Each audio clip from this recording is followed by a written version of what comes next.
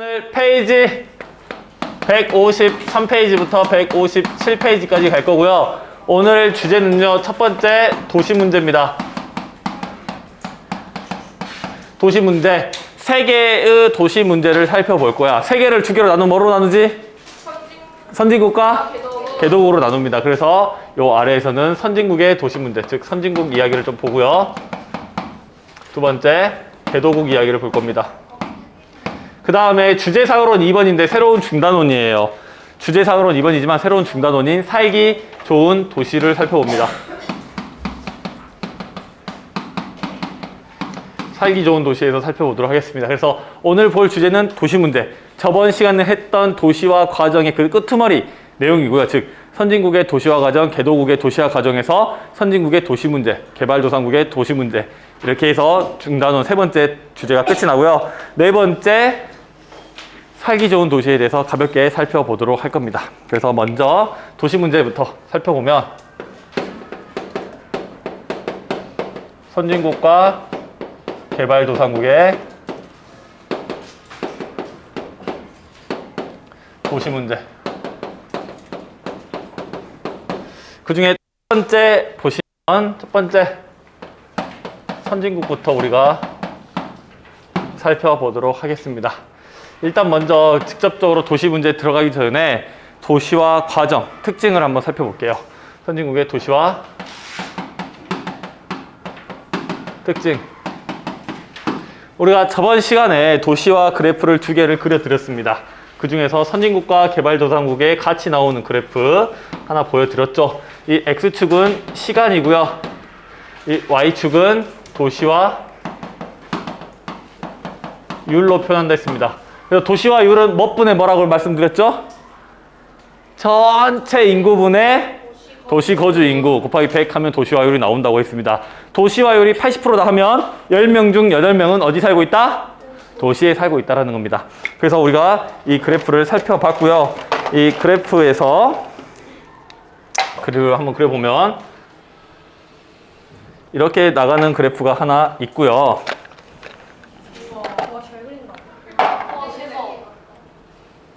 이렇게 가는 그래프가 선만 그었을 뿐인데 왜 그러시죠? 이렇게 가는 그래프가 있습니다. 그러면 이 노란색은 무슨 나라, 어디에 해당하죠? 선진국. 그렇죠, 선진국에 해당하고요. 파란색은요? 개도국에 해당한다고 우리가 배웠습니다. 그래서 X축과 Y축에는 이제 선진국과 개발도상국 두 개 다 줬을 때는 시간을 대략적으로 드립니다. 그래서 현재로 살펴보면 되겠고요. 그러면 특징이 뭐냐 하면 개발도상국은요, 아니 선진국은요, 시작이 오래됐습니다. 그래서 기울기가 상대적으로 완만하고요. 개발도상국은 상대적으로 기울기가 급격하다. 또 다른 말로 가파르다고 우리가 표현할 수가 있겠죠. 가파르다. 그래서 선진국의 도시화 특징 첫 번째, 점진적으로 진행되었다. 그래서 기울기가 완만한 도시화율 기울기를 가진다라고 우리가 정리할 수 있습니다. 그러면 시간은 어느 정도 됐을까? 약 어느 정도 기간이야? 그렇죠. 여러분들 너무 쉬운 거 물어봐서 대답 안 했던 거죠? 1800년부터 시작된 거니까 약 200년. 약 200년의 기간 동안에 걸쳐서 도시화가 됐습니다. 그러면 이러한 도시화 특징이 있는데 여기에서 어떤 도시 문제가 있는지, 도시 문제가 있으면 뭘 어떻게 해야 돼? 해결해야지. 도시 문제와 그것을 해결하기 위한 노력은 무엇이 있는지 우리가 살펴보도록 하겠습니다. 여기선 총 3개를 이야기할 겁니다. 3개. 첫 번째, 도시화가 오랫동안 진행이 된대. 무슨 문제가 있을까? 주택 부족 다 해결했겠죠. 잘 생각해보면 처음에 지어놨던 건물들이 지금쯤 어떻게 됐을까? 그렇죠. 노후화가 됐죠. 노후화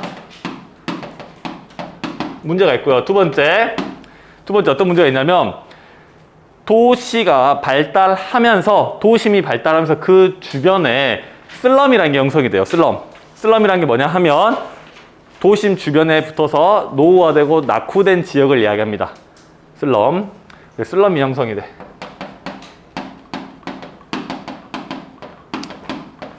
대표적인 예로 미국의 할렘가가 있어요. 할렘가. 미국 할렘. 그래서 여러분 슬럼 이미지에 잘 느낌이 안 오시면 잘 생각해 보시면 여러분들 이제 떠올리세요. 상상을 한번 해보십시오. 흑인 래퍼 또는 갱스터야. 갱스터. 길을 걸어가고 있습니다. 길을 걸어가고 있어. 이 사람 윗돌이 입었어 안 입었어? 안 입고 있죠. 상상 속에 안 입고 있습니다. 그럼 뭐 몸은 어때요? 문신 쫙 있죠. 그 다음에 목걸이는 뭐가 차고 있어? 금목걸이 딱 차고 있고요. 팔에는 금팔찌 또는 이제 비싼 시계. 손가락에는 그지? 손가락에는 이제 반지 쫙 끼고 있고 손에 뭐 들고 있어? 그렇지. 아니요. 담배. 총 들고 있죠. 총 딱 들고 갑니다. 모자는요? 뭐 두건이나 아주 힙한 모자를 쓰고 있죠. 여러분들 그림 하나 안 보여드렸는데 상상이 되죠? 이렇게 길을 이렇게 딱 갑니다. 이렇게 딱 이렇게 길을 가요. 그러니까 친구 만나면 yeah bro 막 이러잖아. 그러다가 이제 막 뭐 시비가 붙었어. 그럼 어떡해? 야. 하면서 뭐 바로 총 빵빵빵 쏴줘. 총도 이렇게 안 쏴. 총도 이렇게 딱 힙하게 빵빵빵 쏴줘야 된다고. 시비 붙으면 총 쏴고 가는 거야. 그냥 막 차 타고 막 훅 총 쏴고 가버리고. 그런데 동네를 이제 우리는 슬럼, 할렘 이런 느낌으로 부른다고 합니다. 오케이? 되셨죠? 이제 상상 벗어나시고요. 그러면 이거를 어떻게 해결할 수가 있는가 싶은 겁니다. 노후화는 어떻게? 재개발. 그렇지, 재개발. 일단 우리 머릿속에는 그게 제일 크죠. 낡았어? 부셔! 그리고 다시 지어. 일단 우리나라는 이런 식으로 이제 노후화를 해결하고 있습니다. 도시 재개발. 그럼 슬럼 같은 이런 것들은요? 어떻게 해결해? 누구를요? 정확히 말해주세요. 슬럼을 없애는 거야? 그 사람을 없애는 거야? 슬럼을 어떻게 없애요? 보면 복지정책. 복지정책? 자 봅시다. 슬럼이 형성되는 가장 큰 이유가 뭐냐면 노후화되고 낙후화됐기 때문에 지대가 낮죠. 지대가 낮으니까 지대 지불 능력이 있는 사람들이 들어올 수 있다는 거야. 그 곳의 지대를 다시 회복시켜주면 되겠죠. 그걸 우리는 뭐라 하냐면 도시재생이라고 불러요. 도시재생. 또는 이제 좀 더 어려운 말로 영어로 젠트리피케이션.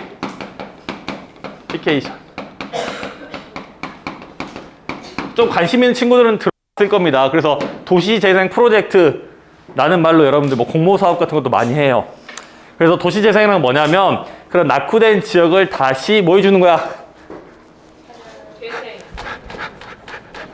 그 CPR, 심폐소생 시켜주는 거랍니다. 그래서 도시재생 시키는 거야. 자, 쉽게 이야기하면 여러분들 서울에서 제일 힙하다, 핫하다 하는 데가 어디야? 홍대 이태원 가봤어요? 가본 친구들 안 가본 친구들 있지만 우리는 거기가 뭔가 힙하다, 핫하다라는 걸 알고는 있어. 자, 그럼 왜 거기가 힙하고 핫하게 됐을까? 사람이 많아. 왜 사람이 많이 갔을까? 외국인들 모아서. 뭐가 좋았을까? 복지가. 복지가요. 거기가 뭐 사탕 하나씩 줍니까? 자 봅시다. 거기만 가면 뭔가 특별한 것들을 볼 수도 있고요. 특별한 것들을 먹을 수도 있고요. 우리 동네에 없는 뭔가 좀 더 힙하고 핫하고 특별한 물건들을 살 수도 있다는 거지. 우리에게 볼거리, 먹을거리 제공한다는 거야. 그럼 그 특별한, 좀 우리가 평소에 볼 수 없는 그 특별한 먹을거리와 볼거리는 누가 만들어냈니? 상인. 그렇지, 상인. 근데 그냥 상인들이 아니죠. 우리 동네에는 상인 없어요? 좀 더 젊고 또는 창의적인 사람들, 좀 더 열정적인 사람들이, 예술가 같은 사람들이 그곳에 처음에 들어옵니다. 왜? 그 사람들은 이게 적거든요. 그러니까 노후화되고 낡은 지역에 좀 더 저렴한 지대를 주고 상가를 임대해서 허름한 주택 같은 거, 허름한 상가 같은 거를 자기들만의 느낌으로 멋지게 꾸며내요. 그럼 사람들이 어떻게 해? 괜찮네? 하면서 하나 둘 모여들기 시작하는 거야. 이해되셔요? 그러면 사람들이 몰려들어. 그럼 지대가 어떻게 돼? 다시 올라가. 그럼 처음에 내가 들어왔던 사람은 여기서 버텨 못 버텨? 뻗쳐나가야 되죠. 그럼 그걸 뭘로 채워요? 누가 들어와 이제? 돈 많은 사람들, 프랜차이즈들. 그런 게 들어와. 그럼 또 그게 힙하다고 가, 안 가? 안 가지. 그래서 순환이 되는 식으로도 운영이 됩니다. 물론 이 도시 재생을 방금 선생님 이야기 드린 거는 도시 재생의 전부는 아니야. 이 도시 재생을 바라보는 관점 매우 많습니다.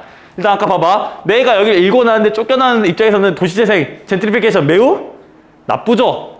하지만 도시 전체로 봤을 때는 그렇게라도 도시를 활성화시키고 노후화된 지역을 살려낼 수 있다고 하면 그것마저는 좋은 지역이죠. 그래서 다양한 관점이 있으니까 아 이런 게 있구나 라고만 알아두시면 될 것 같습니다. 자 그러면 광주에는 젠트리피케이션, 도시재생이 일어날까요? 그럼요, 일어납니다. 대표적인 데 어딜까? 저쪽 어디? 일단은 집가가 높아야겠지, 회복할 지대가 있어야겠지. 그러면 대표적으로 도심 주변이겠죠. 도심 주변이었는데 낙후되었던 지역이 어디니? 하면 여러분들 카페 많이 있는 동명동.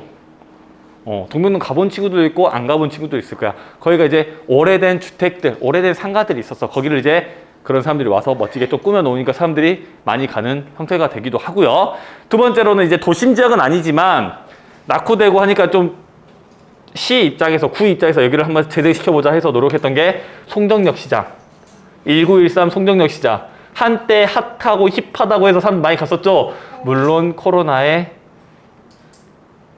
카운터 펀치를 맞고 아직 많이 힘들어하는 것 같아요. 지금 가면 사람이 없죠. 어쨌든 그런 식으로 도시재생에 모두가 성공하는 것만은 아니다 라는 거, 일단 이런 식으로 이것들을 해결해 나간다는 것만 정리하고 넘어가겠습니다.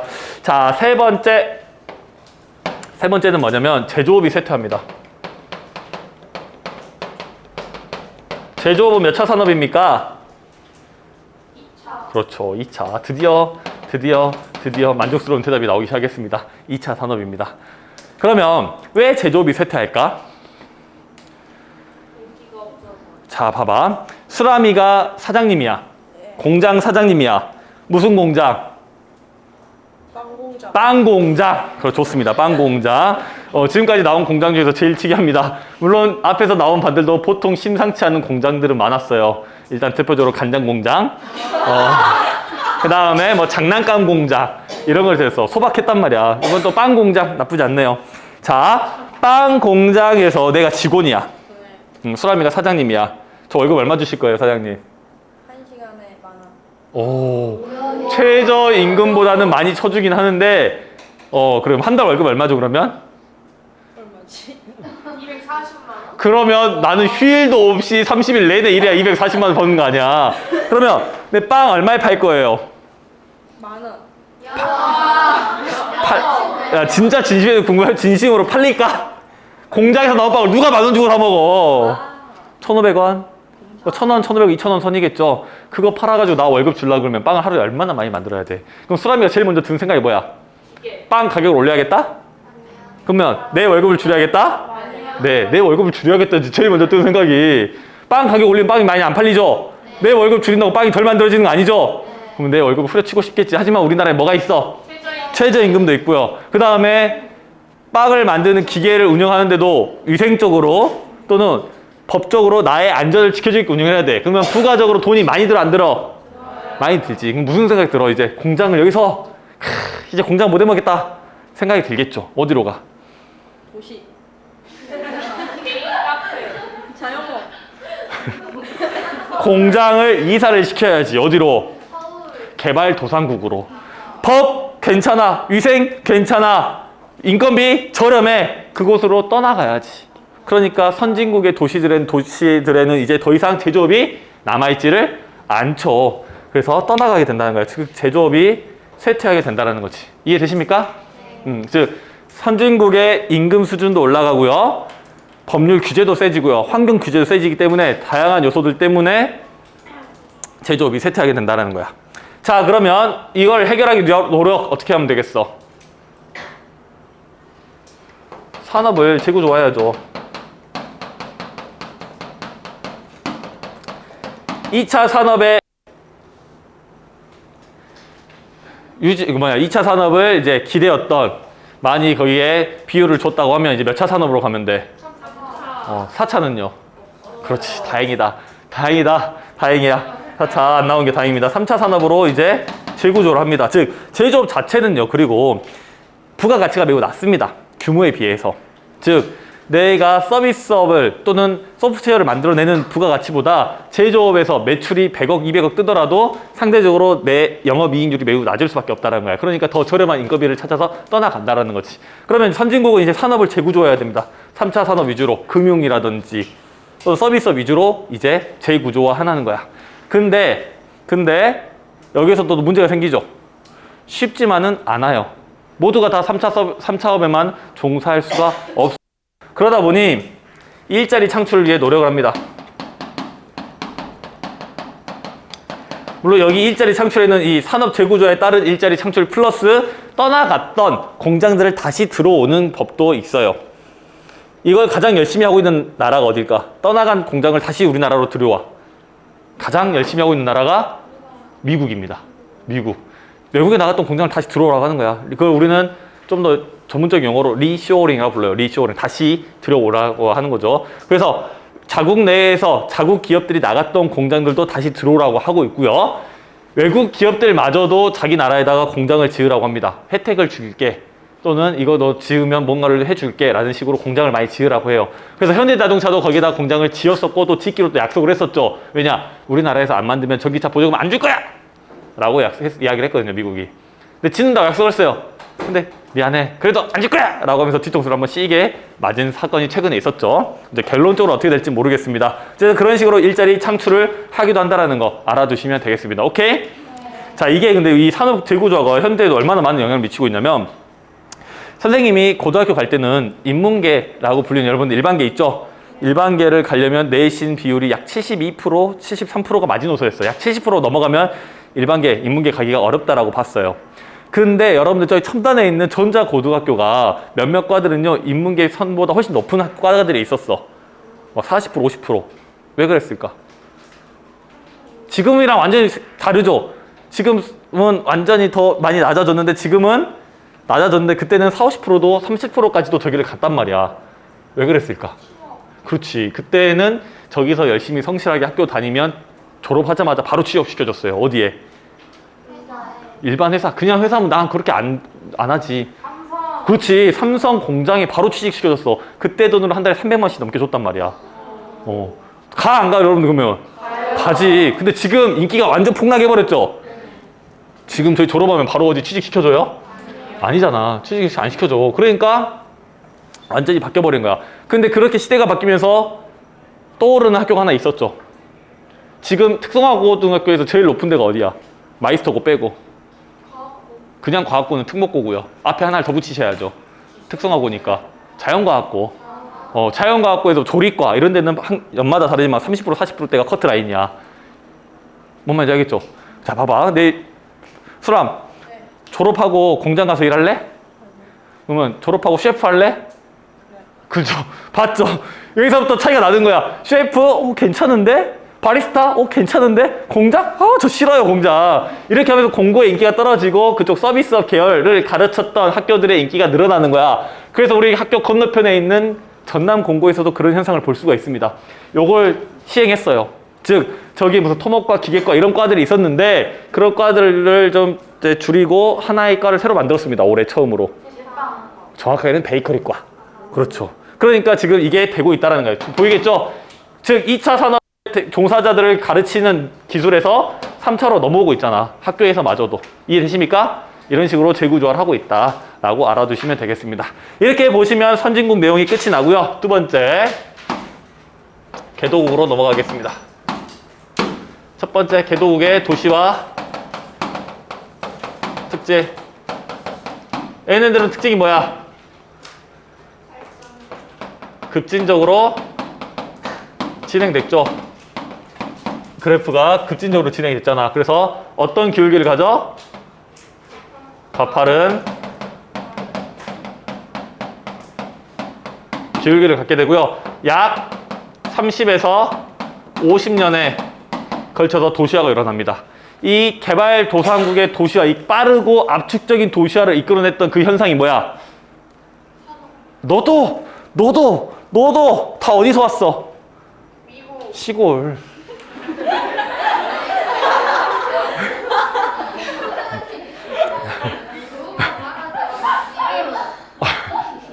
미국 아니고요. 촌락에서 왔단 말이야.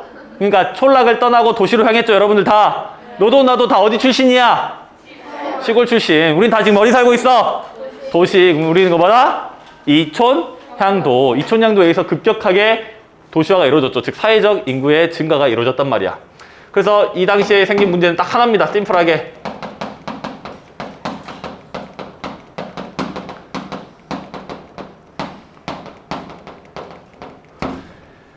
심플해요. 하나입니다. 너도 나도 다들 여기서 이 촌양도로에 의해서 도시로 몰려드니까 어떤 문제가 생겼어? 내일 30명이 전화가 왔어 여기에. 환경 문제. 환경 문제만 생겼겠어? 자리. 니네가 생각하는 모든 문제가 생겼어. 일자리도 부족해, 집도 부족해, 범죄도 일어나, 환경도 오염돼, 이런 문제가 생겼다고요. 이걸 우리는 뭐라 부르냐? 과도시화라 불러요. 과도시화 문제. 즉 너무 많이 왔다. 수용할 수 있는 인원에 비해서. 우리 교실에 60명이 들어와 버리면 일단 제일 먼저 뭐가 부족해? 책상. 산소는 왜 부족합니까? 바닥에 앉아 있어야 되고요. 그 다음에 막 물건들 막 없어지고요. 친구가 이름도 잘 모르고요. 그런 현상이 발생한단 말이야. 즉 과도시화로 인해서 아까 여러분들이 이야기했던 그런 문제들. 주택 문제. 주택이 부족하고요. 복도도 바글바글 되겠죠. 교통 문제. 환경 문제. 범죄 같은 것도 아무래도 더 많이 일어납니다. 이게 문제가 생깁니다. 이걸 어떻게 해결해? 어떻게 얘기했으면 좋겠어? 심플해. 집이 없대. 집 지어줘. 근데 무슨 아기 돼지 삼형제 지푸라기 집처럼 무슨 뭐 하루 이틀 만에 지어줄 거 아니잖아. 시간이 필요해. 그래서 기반 시설을 확충합니다.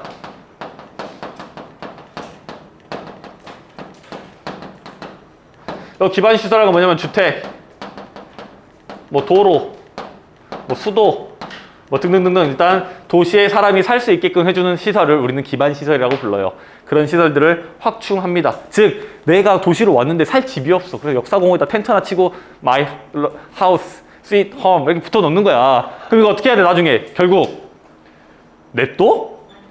철거해야지. 그러니까 판자촌 같은 것, 불량주택, 무허가 주택들이 나타나니까 그런 것들을 처리하면서 이제 기반 시설을 확충해 나갑니다. 그 다음 또 뭐가 부족해? 일자리가 부족합니다. 일자리를 이제 창출해 내는 쪽. 도시에 온 사람들 일자리를 주지 않으면 어떻게 되겠니? 굶어 죽어. 플러스 뭘로 전락해버려? 범죄자로 전락할 확률이 매우 높지. 이런 어디에도 소속되지 않은 사람들이 많아질수록 우리의 치안은 어떻게 되겠니? 불안정해지고 안전되지 못한다는 말이야. 그러니까 이런 일자리를 창출해서 이 사람들에게 먹고 살 수 있는 길과 치안을 유지할 수 있는 방법을 찾아 나가게 되는 겁니다.